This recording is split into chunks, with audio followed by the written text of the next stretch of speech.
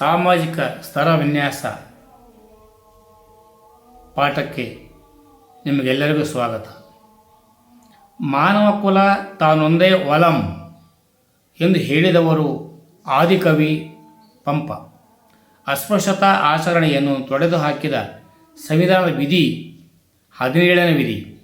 ಅಸ್ಪೃಶ್ಯತಾ ಅಪರಾಧಗಳ ಕಾಯ್ದೆಯನ್ನು 1955ರಲ್ಲಿ ಜಾರಿಗೆ ತರಲಾಯಿತು.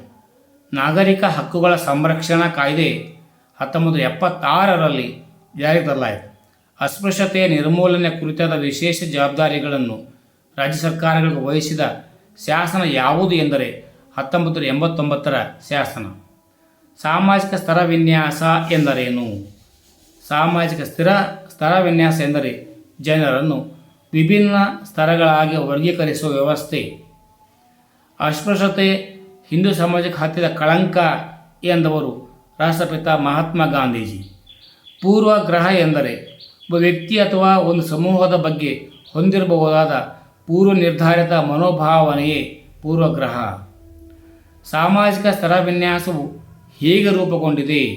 ಸಮಾಜವನ್ನು ಮೇಲು ಕೀಳು ಎಂದು ವಿಂಗಡಿಸುವುದು ಕಾಲದಿಂದ ಕಾಲಕ್ಕೆ ಭಿನ್ನವಾಗಿರುತ್ತದೆ, ದೇಶದಿಂದ ದೇಶಕ್ಕೆ ಭಿನ್ನವಾಗಿರುತ್ತದೆ, ಎಲ್ಲ ಸಮಾಜಗಳಲ್ಲಿಯೂ ಕೂಡ ಕಂಡುಬರುತ್ತದೆ. ಸಮಾಜದಲ್ಲಿ ಅಸಮಾನತೆ ಉಂಟು ಮಾಡುತ್ತದೆ, ಜನರನ್ನು ಜಾತಿ, ಬಣ್ಣ, ಲಿಂಗದ ಆಧಾರದ ಮೇಲೆ ವಿಂಗಡಿಸುತ್ತದೆ. ಅಸ್ಪೃಶ್ಯತೆ ಒಂದು ಸಾಮಾಜಿಕ ಪಿಡುಗಾಗಿದೆ. ಹೇಗೆ? ಅಸ್ಪೃಶ್ಯತೆಯು ಸಮಾಜದ ಅಮಾನುಷ ಆಚರಣೆಯಾಗಿದೆ. ಅಸ್ಪೃಶ್ಯರಿಗೆ ಸಮಾಜದಲ್ಲಿ ಅತ್ಯಂತ ಕೆಳ ಸ್ಥಾನವಿತ್ತು. ಕೆರೆ, ಬಾವಿ, ಸ್ಮಶಾನವನ್ನು ಬಳಸುವಂತಿರಲಿಲ್ಲ.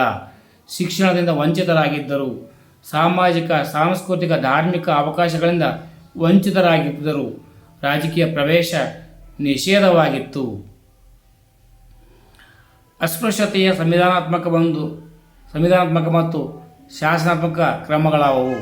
17ನೇ ವಿಧಿಯಂತೆ ಅಸ್ಪೃಶ್ಯತೆ ಶಿಕ್ಷಾರ್ಹ ಅಪರಾಧ.